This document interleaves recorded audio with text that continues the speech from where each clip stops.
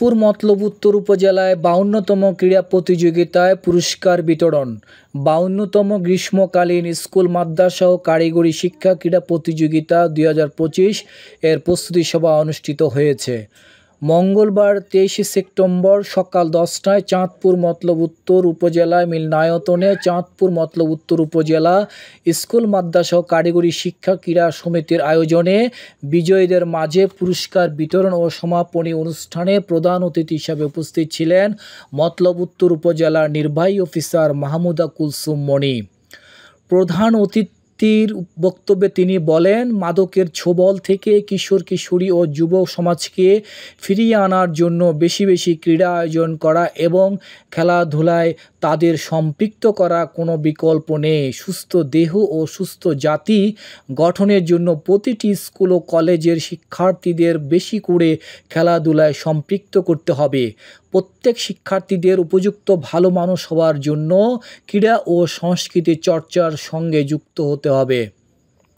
তিনি আরও বলেন, আমাদের উচিত আজকের কাজ আজই সম্পন্ন করা। যদি মনে করি আজকের কোনো কাজ করলে ভালো হবে কিন্তু সেটিকে ফেলে রাখি তাহলে পিছিয়ে পড়তে হয়। বিশেষ করে শিক্ষার্থীদের জন্য সময় নষ্ট করা মানে জীবনের অনেক মূল্যবান অংশ হারিয়ে ফেলা।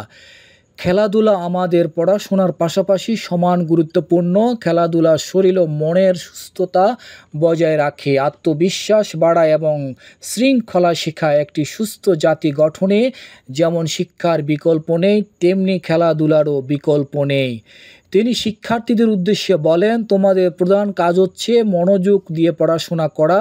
পড়াশোনার মাধ্যমে তোমরা মানুষের মতো মানুষ হয়ে সমাজ ও দেশকে এগিয়ে নিতে পারবে। তবে এর পাশাপাশি সমাজের উন্নয়নমূলক কাজে অংশগ্রহণ করতে হবে।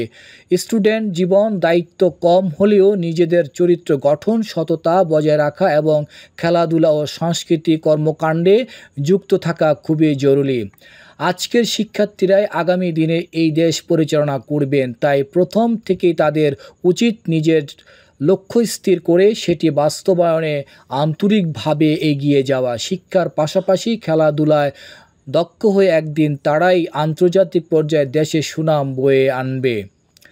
চাঁদপুর সদর উপজেলা মাধ্যমিক শিক্ষা অফিসার রুহুলুল্লাহর সভাপতিত্বে ও মতলব উত্তর একাডেমি সুপারভাইজার সাইফুল ইসলামের সঞ্চালনায় পুরস্কার বিতরণ অনুষ্ঠানে বক্তব্য রাখেন মতলব উত্তর নির্বাহী ম্যাজিস্ট্রেট রহমতুল্লাহ, উপজেলা শিক্ষা অফিসার আশরাফুল আলম, প্রধান শিক্ষক নুরুল হক প্রধান শিক্ষক মিজান, একলাসপুর প্রধান শিক্ষক শাহ আলম, প্রধান শিক্ষক মুজাহিদ, ফরাজিকান্দি মাদ্রাসা প্রধান শিক্ষক ফারুক আহমেদ, প্রধান শিক্ষক আরিফুল্লাহ, সুজাতপুর প্রেস ক্লাবের সভাপতি ফারুক, সেঙ্গাচর সভাপতি ডালিম সহ মাদ্রাসার শিক্ষকরা বক্তব্য রাখেন।